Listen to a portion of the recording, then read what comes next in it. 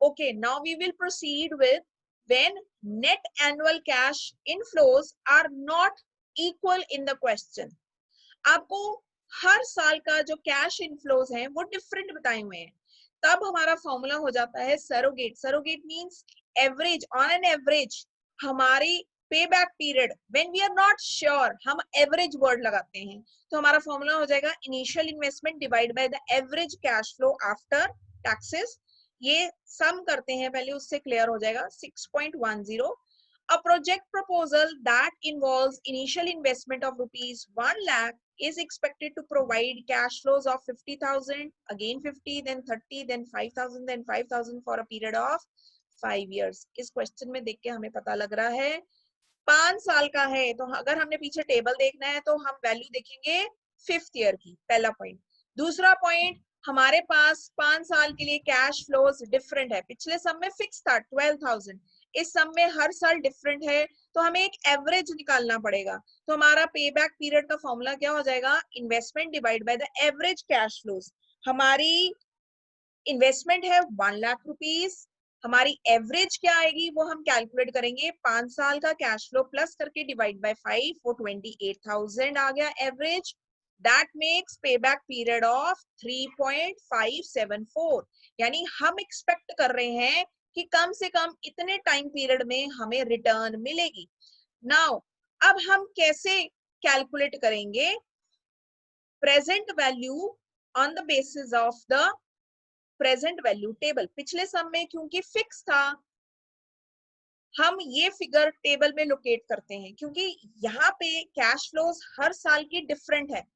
5 साल की cash flow different है, तो हम 5 साल सेम पे बैक पीरियड अज्यूम नहीं कर सकते. पिछले सम में 12,000 हर साल कैश फ्लो डिफरेंट था, तो हमारा पे बैक पीरियड हर साल के लिए सेम रहेगा. लेकिन इस सम में क्योंकि हर साल कैश फ्लोज डिफरेंट है, तो हम हर साल पे बैक सेम अज्यूम नहीं कर सकते, तो हमें कैलकुलेट करना पड़ेगा different present value interest factor. अब हम ये कैसे कैलकुलेट करेंगे, प्रेजेंट वैल्यू टेबल पे हम फिर से 5th ईयर की वैल्यूज लोकेट करेंगे कि ये नियरेस्ट कहाँ पे आ रहा है. 3.574 नियरेस्ट कहाँ पे आ रहा है, वो आ रहा है 12% पे एंड 13% पे. एक बारी चार्ट देख लेते हैं. 3.5714 5th ईयर में, 5th ईयर की 11% पे ये वैल्यूज ज्यादा है. So I am scrolling up the screen. 5th year पे जाना है मैंने. अब इधर 5th ईयर पे 3.574 के नियरेस्ट कौन सी वैल्यू पड़ रही है, एनीवन, कोई गेस कर सकता है. यहाँ पे आ रही है 3.70, 3.8, ये बढ़ 10 रही और 9%. है. 10 एंड 9 की यही नियरेस्ट है, नहीं तो अदरवाइज 11 एंड 12 पे बहुत ज्यादा थी. तो हम 5th ईयर पे देखेंगे कि ये वैल्यू नियरेस्ट कौन सी आ रही है, वो कहीं ना कहीं 10 एंड 9 आ रही है. और अगर हम नीचे स्क्रॉल करें 11 एंड 12 पे जाएं, 5th ईयर की 11 एंड 12 पे ये वैल्यू कम है कि ज्यादा है एज कंपेयर टू 9 एंड 10. ये 3.69 है एंड 3.60 है.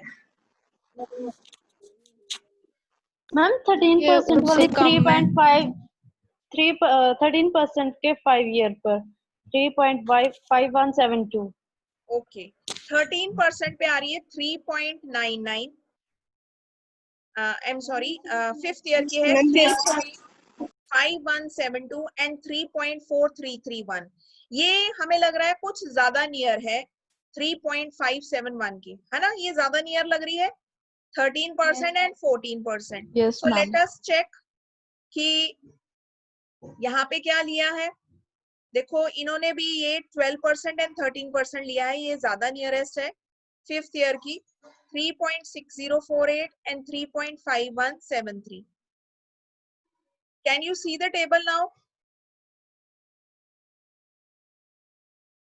Yes, ma'am. 12% पे 5th ईयर